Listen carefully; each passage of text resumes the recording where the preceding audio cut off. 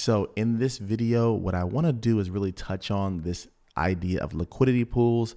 What are they? I know they can be extremely confusing. So what I want to do is I want to go ahead and hop on in and just give you kind of a diagram of how these things work. I think it could be beneficial for you guys to see that. And so what we're going to do here real quick is we're going to go ahead and hop on into a paint process here. I'm going to be doing some drawing, but what I really want you guys to just look at is kind of hopefully understanding how these liquidity pools work. So we're going to go. So liquidity pool for short is just LP. So that's what liquidity pool means. So let me just write this out here real quick. Liquidity pool. And forgive me for this, the way that I'm doing this, as far as the design aspect, but trust me, I think that looking at this is going to be really, really good for you guys. So let's just start out with right here. This is the pool right here, right? So this is the pool that we're talking about here. And so with these liquidity pools, what are they? So this is a way that people like you and I can swap out tokens that we might want. So for the sake of this argument, let's just go USDC and Ethereum. These are two common pairs. These are two things that people regularly want to change out. And so I think this is a great way to say. So let's say, for example, with me. So this is me. Okay. And I have 1 Ethereum. Okay. And Ethereum is going up a lot, right? Ethereum is currently, let's just say $1,000. So 1 Ethereum. So one ETH is equal to $1,000. Okay.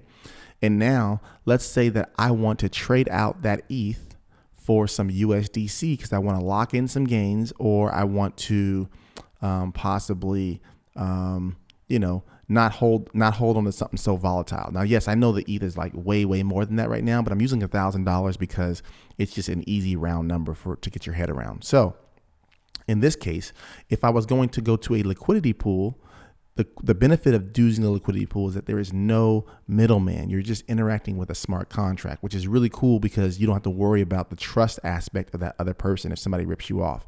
You know that if the smart contract is solid, you're going to get what you're promised. So let's say, for instance, I go to this liquidity pool, and all liquidity pools have to have 2 different pairs in them. So let's say this liquidity pool right here had 2 pairs, and the pairs were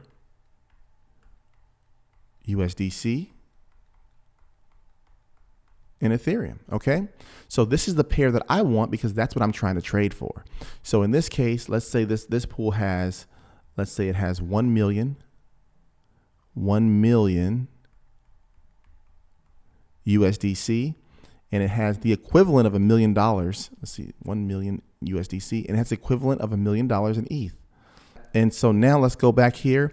And so ETH, there's going to be 1,000 Ethereum in this pool. Why is there 1,000 Ethereum? Because each Ethereum cost $1,000. So if there's 1,000 ETH, that would equal $1 million. So the cool thing about liquidity pools is that they have to be equal in the amount that's in there. So there has to be half USDC and half Ethereum as far as how much value there is in there, right? So in this case, we have 1,000 Ethereum because it equals that $1 million of USDC. See how they're equal in the amount right now?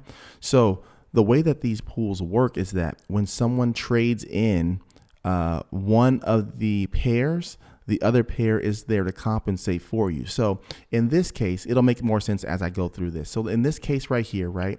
Let's say, for example, I want to trade half of my Ethereum for USDC, and I want to interact with this pool specifically, right? I want to trade 0.5 ETH. I want to trade 0.5 ETH. Let me write that a little bit neater for you guys.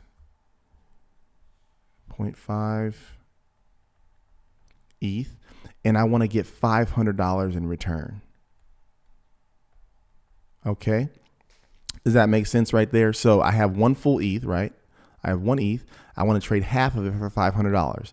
1 ETH is equal to 1,000. So that should make sense right there. So what I can do is I can interact with this liquidity pool and make that transaction happen. Now, what I would do is I would use something like a MetaMask or something like that. And then as I interact, so the interaction will go as follows. So the smart contract. So I interact with the smart contract.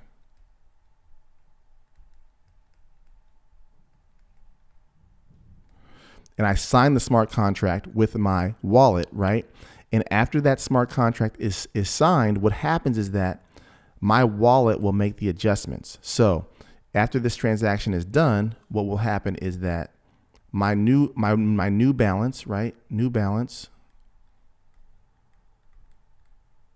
will be in my wallet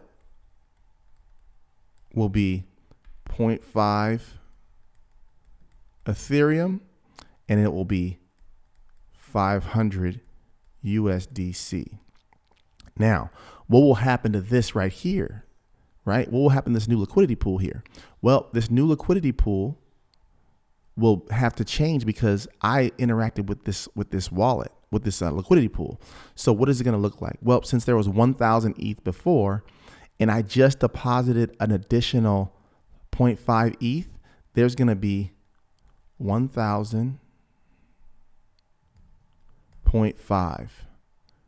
Ethereum in this new pool. So new pool, actually, let me make this a little bit nicer. So let's go here.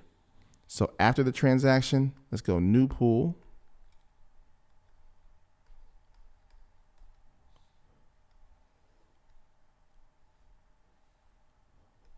Is going to be 1,000.5. Let me see if I can move down just a hair. There we go. So the new pool is going to be 1,000.5, right? Oops. Let me go USDC here. Make sure this makes sense. Ethereum. So the new pool is going to have 1,000.5 Ethereum because I deposited 0.5, but because I got out $500 USDC, it's going to be 999,000. What is it? 999,000. 500. Right? So that's 999,500 because I deposited that 0.5 ETH, which is equal to $500, and I got out $500 from this pool. Does that make sense? If I was to add that $500 back in, it will be back at $1 million. So let's go back up here just a hair. Let me see here. Yep. So there you go. And I hope my math is right here. I really do hope my math is right here, guys. So anyway, this is how this is going to work. Now, to this point, though, there's one thing that you need to understand here. There's some caveats here. So important info. Now, this is not going to interact exactly like this. I use this for an example for the basic part, but the really big part that you need to understand as far as this is that there's going to be some things here. The first thing is there's fees associated with this, right? So the first fees that you're going to do is that the people who are putting their money in these funds, they have to be paid because they're leaving their money in the liquidity pool. So like people like you and I, we could actually deposit our ETH or USDC into these pools. And every time that someone makes a transaction into this pool, they would get paid. So let's say, for example, like I just made this transaction, right? Let's say my friend here, Josh, right? Here's Josh. And my other friend here, Ross, right? And my other friend here, Jeff. All right. So these three guys they all put in, let's say Josh put in 10 ETH. And let's say he put in 10,000 USDC. And they all did the same thing. So the same and the same. So they all put in money into this pool, right?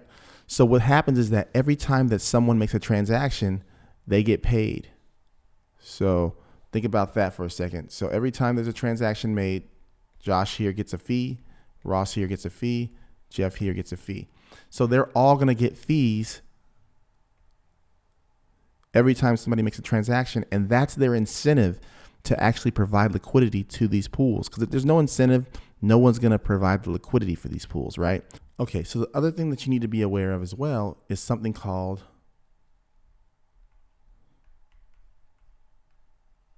slippage.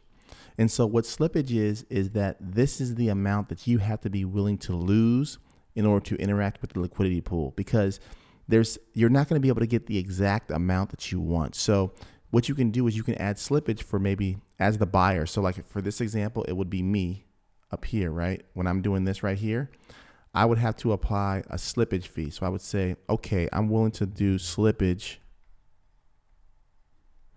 at 1%. So that means I'm willing to have the price be about 1% off of what I should be getting. And so I might lose a little bit of money, but I can guarantee that my transaction actually goes through. And if I'm okay with that, then that should be good. Now, the cool thing is that they will give you a guaranteed minimum on the different sites. So like if I was to do this, it would say something like minimum. So in this case, it would say minimum. So you know how I'm supposed to get $500 back? It would say minimum $497. So that means I would lose like $3 or something like that. And given this is an example of what it could say in the slippage. This is not saying this is necessarily mathematically accurate, but this is kind of an example of what slippage is. So those are two things that you need to be aware of when you're using this. And that kind of gives you an idea of how this is going to interact with people. And this is just a basic example. So I want to just do that really quick for you guys. I hope it was beneficial. I hope it was useful. I'm going to be sharing this with you guys later on.